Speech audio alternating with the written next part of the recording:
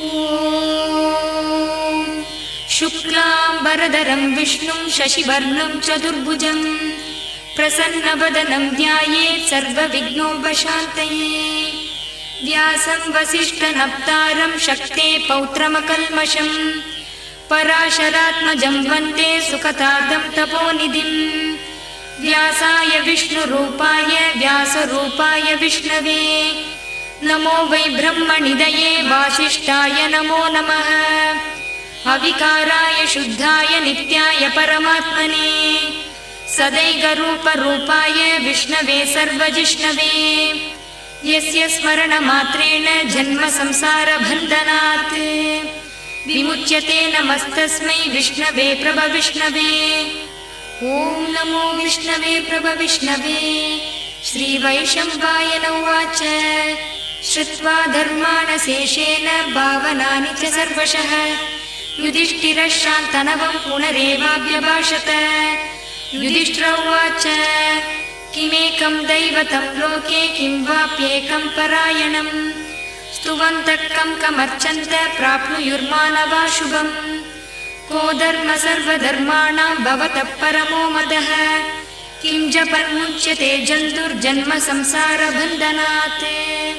श्रीभीष्म उवाच जगत्प्रभुं देवदेवम् अनन्तं पुरुषोत्तमं स्तुवन्नाम सहस्रेण पुरुषः सततोऽतितः तमेव चार्चयन् नित्यं भक्त्या पुरुषमव्ययम् ध्यायन् स्तुवन् नमस्यं च यजमानस्तमेव च। अनादिनिधनं विष्णुं सर्वलोकमहेश्वरम् लोकाध्यक्षं स्तुवन् नित्यं सर्वदुःखादिको भवेत्। ब्रह्मण्यं सर्वधर्मण्यं लोकानां कीर्तिवर्धनम् लोकनाथं महद्भूतं सर्वभूतभवोद्भवम्। एष मे सर्वधर्माणां धर्मोऽधिगतमो मतः यद्भक्त्या पुण्डरीकाक्षं स्तवेरर्चे नरः सदा। परमं यो महत्तेज परमं यो महत्तपः परमं यो महद्ब्रह्म परमं यः परायणम् पवित्राणां पवित्रं यो मङ्गलानां च मङ्गलम्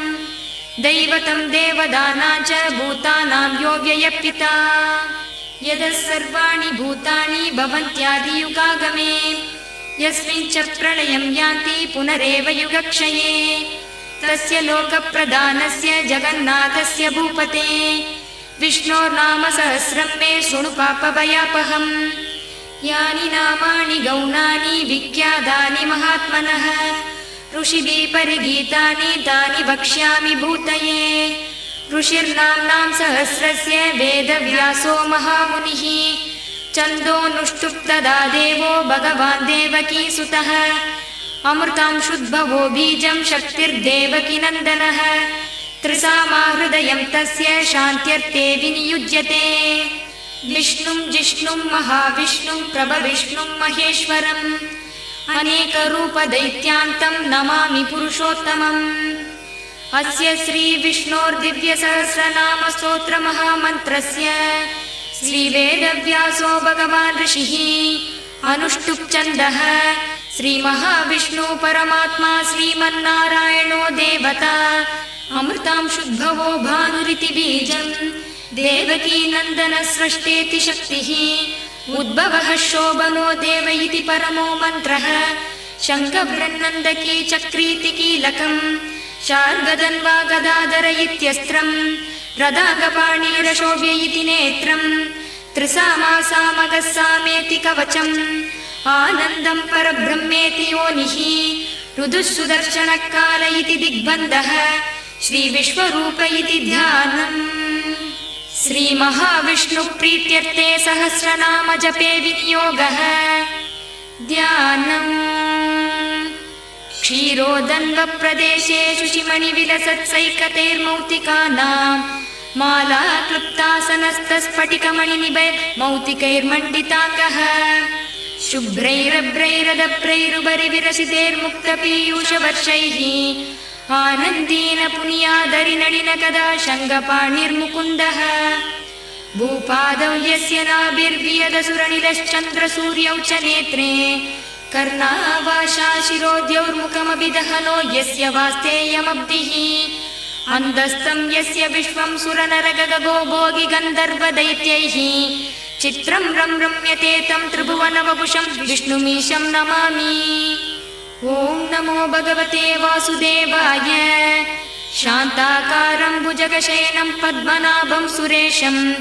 विश्वाधारं गगनचतुर्षं मेघवर्णं शुभाङ्गं लक्ष्मीकान्तं कमलनयनं योगिहृद्ध्यानगम्यं वन्दे विष्णुं भवभयहरं सर्वलोकैकनाथं मेघश्यामं पीतकौसेयवासं श्रीवत्साङ्गं कौस्तुभोद्भासिताङ्गं पुण्यो भेदं पुण्डरीकाय दाक्षं विष्णुं वन्दे सर्वलोकैकनाथं। नमः समस्तभूतानामादिभूताय भूपृते अनेकरूपरूपाय विष्णवे प्रभविष्णवे शशङ्खचक्रं सकिरीटकुण्डलं सपीतवस्त्रं सरसीरुहेक्षणं सहारवक्षस्थलशोभिकौस्तुभं नमामि विष्णुं शिरसा सदुर्भुजम्। छायायां पारिजातस्य हेमसिंहासनोपरि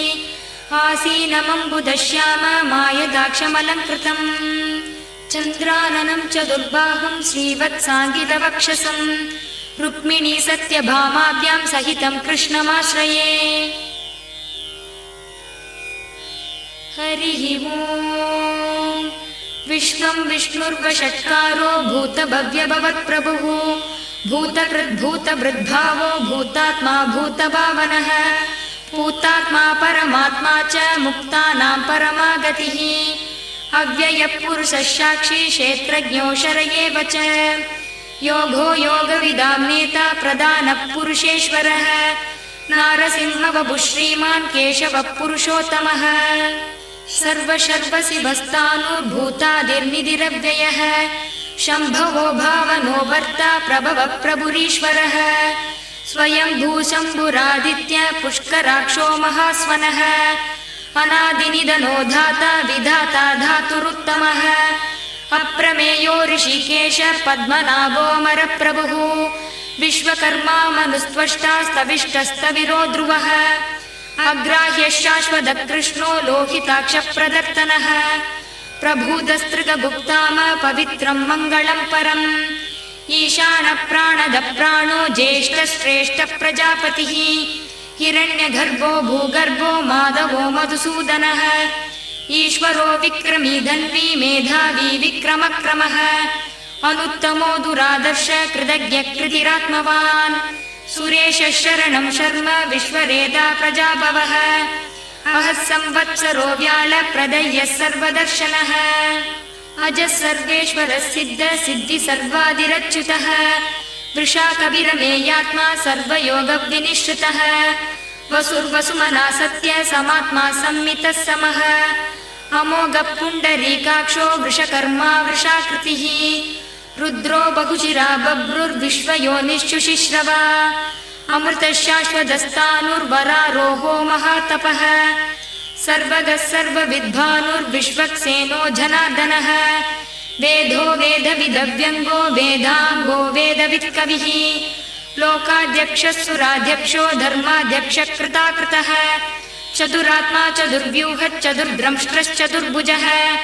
प्राजिष्णुर्भोजनं भोक्ता सहिष्णुर्जगदादिजः अनघो विजयो जेता विश्वयोनिः पुनर्वसुः उपेन्द्रो वामनप्रांशुरमोघः शुचिरूर्जितः अतीन्द्रः सङ्ग्रहः सर्गो धृतात्मा नियमो यमः वेद्यो वैद्य सदा योगी वीरः माधवो मधुः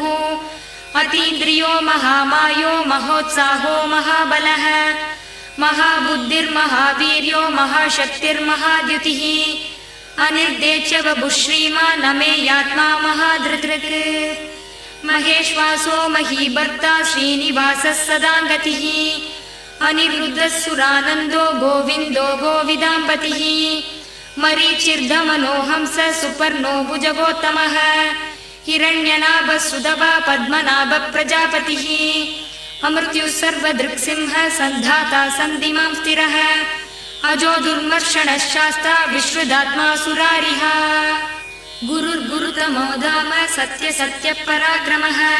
निमिषो निमिषस्रग्वी वाचस्पतिरुदारतिः अग्रणीर्ग्रामणी श्रीमान् न्यायो नेता समीरणः सहस्रमूर्ता विश्वात्मा सहस्राक्षः सहस्रपात् आवर्तनो निवृद्धात्मा संवृदः सम्प्रवर्धनः अहः संवर्तको वह्निरनिलोदरणीधरः सुप्रसाद प्रसन्नात्मा विश्वदृक् विश्वभुक् विभुः सत्कर्ता सत्कृतः साधु जग्मुर्नारायणो नरः असङ्गेयो प्रमेयात्मा विशिष्टः शिष्टकृच्छुचिः सिद्धार्थः सिद्धसङ्कल्पः सिद्धितः सिद्धिसाधनः वृषा हि वृषभो विष्णुर्वृषपर्वा वृषोदरः वर्धनो वर्धमानश्च विविक्तश्रुतिसागरः सुभुजो दुर्धरो वाग्मी महेन्द्रो वसुदो वसुः नैकरूपो बृहद्रूप सिरिविष्टप्रकाशनः ओजस्तेजोद्युतिधर प्रकाशात्मा प्रतापनः रुद्धस्पष्टाक्षरो मन्त्रश्चन्द्रांशुर्भास्करद्युतिः अमृतांशुद्भवो भानु शशबिन्दुसुरेश्वरः औषधं जगदस्येदु सत्यधर्मपराक्रमः भूतभव्यभवन्नाथः पवनः पावनो नलः कामः कामकृत्कान्तः कामः कामप्रदः प्रभुः युगादिकृत्युगावर्तो नैकमायो महाशनः अदृच्यो व्यक्तरूपश्च सहस्रजिदनन्दजित् इष्टो विशिष्टशिष्टेश्च शिगण्डीनहुषो वृषः क्रोधः क्रोधकृत्कर्ता विश्वबाहुर्महीधरः अच्युतप्रदितप्राण प्राणदो वासवानुजः अपाम्निधिरधिष्ठानमप्रमत्तप्रतिष्ठितः स्कन्दस्कन्दधरो दुर्यो वरदो वायुवाहनः वासुदेवो बृहद्भानुरादिदेव पुरन्दरः अशोकस्तारणस्तार शूरशौरिर्जनेश्वरः अनुकूलसदावर्त पद्मी पद्मनिपेक्षणः पद्मनाभोरविन्दाक्ष पद्मगर्भशरीरभृत् महर्दिर्रुद्धो वृद्धात्मा महाक्षो गरुडध्वजः अतुलशरभो भीम समयज्ञो हविर्हरिः सर्वलक्षणलक्षण्यो लक्ष्मीवान् समिदिञ्जयः विक्षरो रोहितो मार्गो हेतुर्धामोदरः सहः महीधरो महाभागो वेगवानविदाशनः उद्भवः शोभनो देव श्रीगर्भः परमेश्वरः करणं कारणं कर्ता विकर्ता गहनो गुहः व्यवसायो व्यवस्थान संस्थानस्थानदो ध्रुवः परर्दी परमस्पष्टस्तुष्टः पुष्टसुवेक्षणः रामो विरामो विरदो मार्गो नेयो नयो नयः वीरशक्तिमतां श्रेष्ठो धर्मो धर्मविदुत्तमः वैकुण्ठपुरुषप्राण प्राणदप्रणवप्रदुः हिरण्यगर्भशत्रुघ्नो व्याप्तो वायुरदोक्षजः ऋतुः सुदर्शनकाल परमेष्टि परिग्रहः उग्रः संवत्सरो दक्षो विश्रामो विश्वदक्षिणः विस्तारस्तावरस्तानु प्रमाणं बीजमव्ययम् अर्थोऽनर्थो महाघोषो महाभोगो महाधनः अनिर्भिन्नस्तविष्टो भूर्धर्मयूपो महामकः नक्षत्रनेमिर्नक्षत्री शमः श्यामसमीहनः यज्ञयुज्यो महेजश्च क्रतुः सत्रं सदा गतिः सर्वदर्शी विमुक्तात्मा सर्वज्ञो ज्ञानमुत्तमम् सुव्रतः सुमुखः सूक्ष्मः सुघोषः सुगतः सुहृत् मनोहरो जितक्रोधो वीरबाहुर्विधारणः स्वापनस्ववशो व्यापी नैकात्मा नैककर्मकृत् वत्सरो वत्सलो वत्सी रत्नगर्भोदनेश्वरः धर्मगुग्धर्मकृद्धर्मी सतश्चक्षरमक्षरम् अविज्ञाता सहस्रांशुर्विधाता कृतलक्षणः गभस्तिनेमि सत्त्वस्थ सिंहो भूतमहेश्वरः आदिदेवो महादेवो देवेशो देवभृद्गुरुः उत्तरो गोपतिर्गोप्ता ज्ञानगम्यपुरादनः शरीरभूतभृद्भोक्ता कवीन्द्रो भूरि दक्षिणः सोमभो मृतभः सोम पुरुजित्पुरुसप्तमः विनयोजयः सत्यसन्तो दाशार्हः सात्वदाम्पतिः जीवो विनयिता साक्षी मुकुन्दो मितविक्रमः अम्बोनिधिरनन्दात्मा महोदधिशयोऽन्तकः अजो महार्ह स्वाभाव्यो जितामित्रप्रमोदनः आनन्दो नन्दनो नन्दः सत्यधर्मा त्रिविक्रमः महर्षि कपिलाचार्य कृतज्ञो मेदिनीपतिः त्रिपदस्त्रिदशात्यक्षो महाशृङ्गकृदान्तकृत् महावराहो गोविन्दः सुषेणः कनकागदी गुह्यो गभीरो गहनो गुप्तश्चक्रगदाधरः वेदास्वाङ्गोजितः कृष्णो दृढः शङ्कर्षणोच्युतः वरुणो वारुणो वृक्षः पुष्कराक्षो महामनः भगवान् भगः नन्दी वनमाली हलायुधः आदित्यो ज्योतिरादित्य सहिष्णुर्गतिसप्तमः सुधन्वा कण्डपरशुर्धारुणो द्रविणप्रदः दिवस्पृक् सर्वदृक्व्यासो वाचस्पतिरयो निजः त्रिसामासामगः साम निर्वाणं भेषजं बिषक् सन्न्यासकृच्छमशान्तो निष्ठा शान्तिपरायणम् शुभाङ्गः शान्तिदस्पृष्टा कुमुदः कुवलेशयः गोहितो गोपतिर्गोप्ता वृषभाषो वृषप्रियः अनिवर्दीन् वृद्धात्मा संक्षेप्ता क्षेमकृच्छिवः श्रीवत्सवक्षा श्रीवास श्रीपति श्रीमताम्बरः श्रीधः श्रीश श्रीनिवास श्रीनिधि श्रीविभावनः श्रीधर श्रीगर श्रेय श्रीमान् लोकत्रयाश्रयः स्वक्षस्वङ्गसदानन्दो नन्दिर्ज्योतिर्गणेश्वरः विजितात्मा विधेयात्मा सत्कीर्तिश्चिन्न संशयः उदीर्णः सर्वदश्चक्षुरणीशश्शाश्वतस्थिरः भूषयो भूषणो भूतिर्विशोगशोगनाशनः अर्चिष्मानर्चिदः कुम्भो विशुदात्मा विशोदनः अनिरुद्धो प्रतिरथ प्रद्युम्नोमिद विक्रमः कालनेमिनिः वीर शौरी शूरजनेश्वरः त्रिलोकात्मा त्रिलोकेश केशव केशिहा हरिः कामदेवः कामबालः कामी कान्तकृतागमः अनिर्देचव भुर्विष्णुर्वीरो नन्दो धनञ्जयः ब्रह्मण्यो ब्रह्मकृद्ब्रह्मा ब्रह्म ब्रह्म विवर्धनः ब्रह्मविद्ब्राह्मणो ब्रह्मी ब्रह्मज्ञो ब्राह्मणप्रियः महाक्रमो महाकर्मा महातेजा महोरगः महाक्रदुर्महायज्वा महायज्ञो महाहविः स्तव्यस्तव प्रियस्तोत्रं स्तुतिस्तोतारणप्रियः पूर्णपूरयिदा पुण्य पुण्यकीर्तिरणामयः मनोजवस्तीर्थकरो वसुरेता वसुप्रदः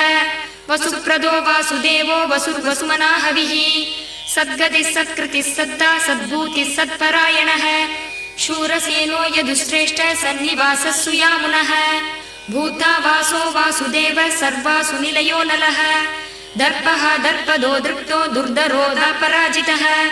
विश्वमूर्तिर्महामूर्तिर्दीप्तमूर्तिरमूर्तिमान् अनेकमूर्तिरव्यक्त सदमूर्ति सदाननः एकोनैकसवक्क किं यत्तत्पदमनुत्तमम् लोकबन्धुर्लोकनाथो माधवो भक्तवत्सलः सुवर्णवर्णो हेमाङ्गो वराङ्गश्चन्दनाङ्गती वीरः विषमः शून्यो कृदाशीरचलश्चलः अमानीमानदो मान्यो लोकस्वामी त्रिलोकदृक् सुमेधा मेधजोधन्य सत्यमेधाधराधरः तेजो वृषोद्युतिधरः सर्वशस्त्रभृदाम्बरः प्रग्रहो निग्रहो व्यग्रो नैकशृङ्गो गदाग्रजः चतुर्मूर्तिश्चतुर्बाहुश्चतुर्व्यूहश्चतुर्गतिः चतुरात्मा चतुर्भावश्चतुर्वेदविदेगवात् समावर्तो निवृत्तात्मा दुर्जयो दुरतिक्रमः दुर्लभो दुर्गमो दुर्गो दुराभासो दुरारिः शुभाङ्गो लोकसारङ्गा सुदन्तुस्तन्तुवर्धनः इन्द्रकर्मा महाकर्मा कृतकर्मा कृतागमः उद्भवः सुन्दरः सुन्दो रत्ननाभः सुलोचनः अर्को वाजसनः शृङ्गी जयन्तः सर्वविजयी सुवर्णबिन्दु रक्षोभ्य सर्ववागीश्वरेश्वरः महाह्रदो महाकर्तो महाभूतो महानिधिः कुमुदकुन्दरकुन्द भर्जन्यः पावनो निलः अमृदाशो मृदवभु सर्वज्ञ सर्वदोमुखः सुलभः सुहृदः सिद्धः चतुर्जिच्चतुर्तापनः न्यग्रोधो दुम्बरो स्वत्तश्चाणूरान्ध्रविशुद्धनः सहस्राक्षी सप्तजिह्व सप्तैधा सप्तवाहनः अमूर्तिरणगोचिन्त्यो भयकृद्भयनाशनः अनुर्बृहत्कृशस्थूल गुणबृन्नुर्गुणो महान् अत्रिदस्वत्रिदश्वास्य प्राग्वंशो वंशवर्धनः भारवृत्कथितो योगी योगीश सर्वकामदः आश्रमक्षमणः क्षाम सुपर्णो वायुवाहनः धनुर्धरो धनुर्वेदो दण्डो दमयिता दमः अपराजितः सर्वसहो नियन्ता नियमो यमः सत्त्ववान् सात्विकः सत्य सत्यधर्मपरायणः अभिप्राय प्रियार्होः प्रियकृत्प्रीतिवर्धनः विहाय सगतिर्ज्योति सुरुचिर्हुतभुक् विभुः रविर्विरोचनः सूर्य सविता रविलोचनः अनन्दो हुतभुग्भोक्ता सुखदो नैकजोऽग्रजः अनिर्विण्णः सदामर्षि लोकाधिष्ठानमद्भुतः सनातनतमः कपिलः कपिरव्ययः स्वस्तिदः स्वस्तिकृत् स्वस्ति स्वस्तिभुक् स्वस्ति दक्षिणः रौद्रकुण्डली चक्री विक्रम्यूर्जितशासनः सप्तादिगः सप्तसः शिशिरः सर्वरीकरः अग्रूरप्रेशलो दक्षो दक्षिणः शमिनाम्बरः विद्वत्तमो वीदभयः पुण्यश्रवणकीर्तनः उद्धारणो दुष्कृतिः पुण्यो दुःस्वप्ननाशनः वीरः रक्षणः सन्दो जीवनः पर्यवस्थितः अनन्दरूपो नन्दश्रीर्जितमन्युर्भयापहः चतुरश्लोकवीरात्मा विदिशो व्यादिशो दिशः अनादिर्भूर्भुवो लक्ष्मी सुवीरो रुचिराङ्गदः जननो जनजन्मादिर्भीमो भीमपराक्रमः आधारनिलयो धाता पुष्पहासः प्रजाकरः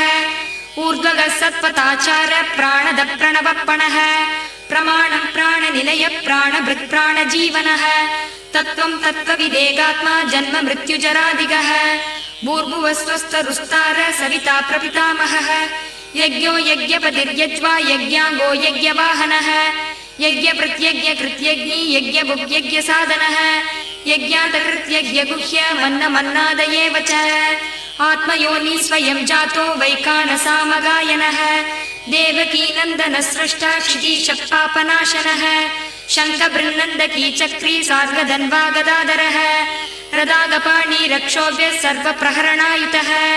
सर्वप्रहरणायुत ॐ नम इति वनमाली गति शार्गी चङ्गी चक्री च नन्दकी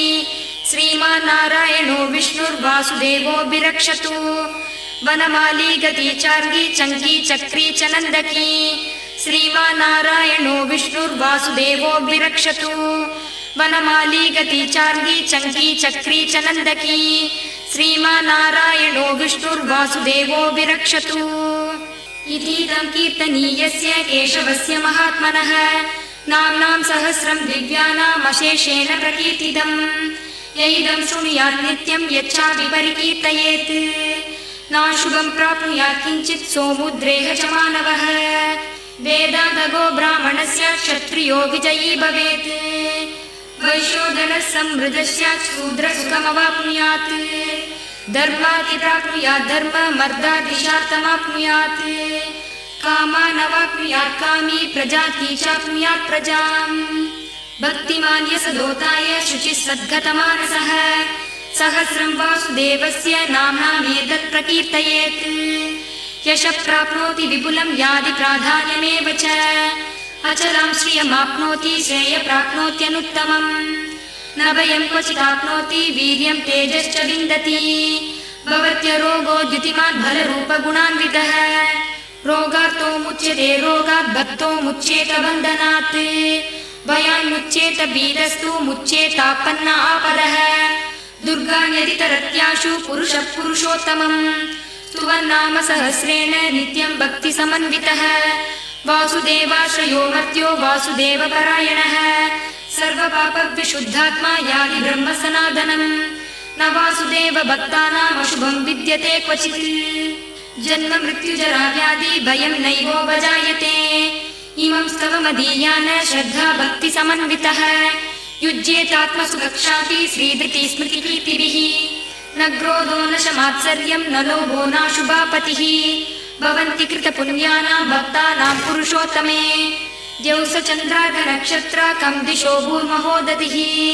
वासुदेवस्य वीर्येण विद्रुदाणि महात्मनः